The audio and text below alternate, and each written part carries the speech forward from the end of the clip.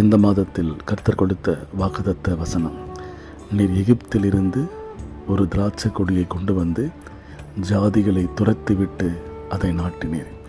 எகிப்து என்பது இருப்பு காலவாய் போன்றது. அது அடிமைப்படுத்துகிற ஒரு தேசம். அது பாவங்களும் சாபங்களும் விக்கிரக ஆராதனையும் நிறைந்த ஒரு தேசம்.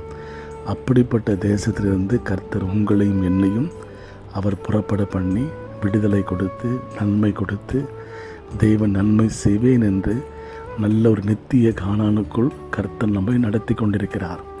உங்களை எப்படி நடத்துகிறார் அப்படின்னா, திராட்சை கொடியை போல கர்த்தர் உங்களை படர பண்ணுவார்.